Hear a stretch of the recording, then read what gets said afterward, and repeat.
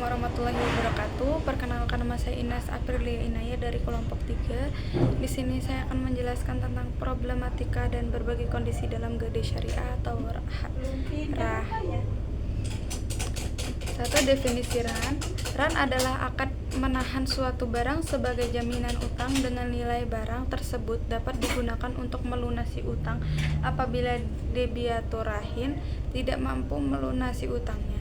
Dalam prinsip syariah, gadai ini harus dilakukan sesuai dengan hukum Islam agar tidak mengandung unsur riba, gharar, atau zalim.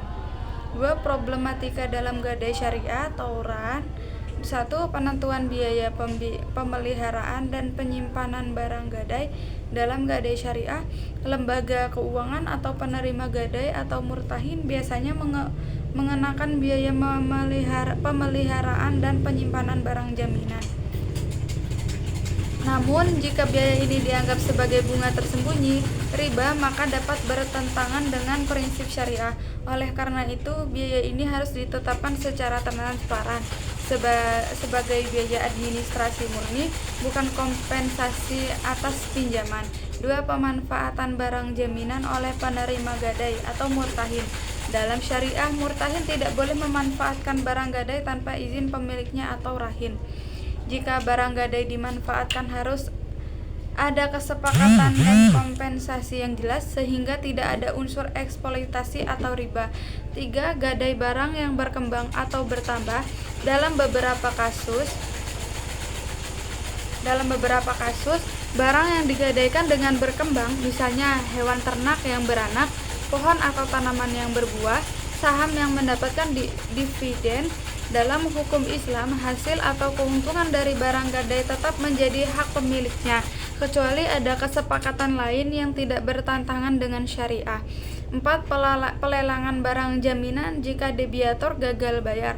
Jika debitur gagal melunasi utangnya, barang jaminan dapat dijual untuk melunasi utang. Namun, harga barang harus ditaksir dengan adil. Dan jika ada kelebihan dari hasil penjualan setelah pelunasan utang, kelebihannya harus dikembalikan kepada pemilik barang.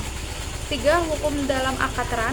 Hukum gadai syariah RAN berdasarkan Al-Quran dan hadis.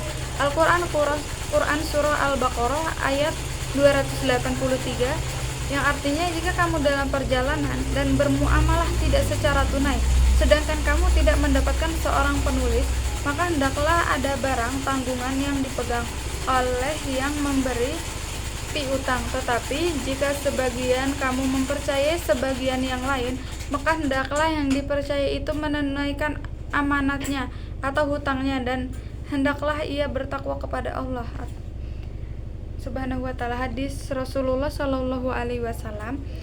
Rasulullah Shallallahu alaihi wasallam membeli makanan dari seorang Yahudi dengan cara berutang, dan beliau menggadaikan baju besinya. Hadis riwayat Bukhari dan Muslim.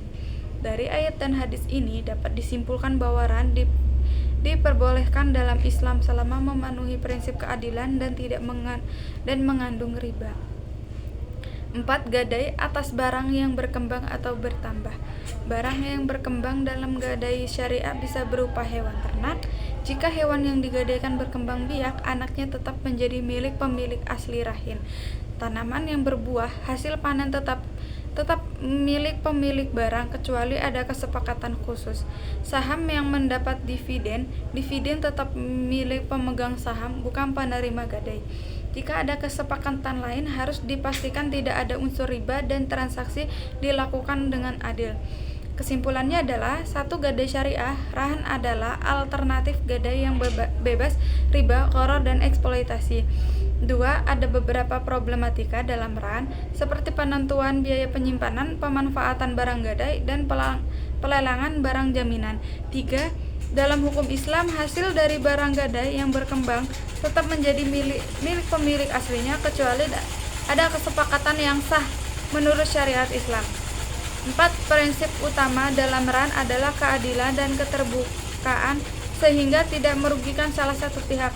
Gadai syariah adalah solusi keuangan yang sesuai dengan prinsip Islam, tetapi harus diawasi agar tidak melanggar ketentuan syariah. Baiklah, cukup sekian. Saya akhiri. Wassalamualaikum warahmatullahi wabarakatuh.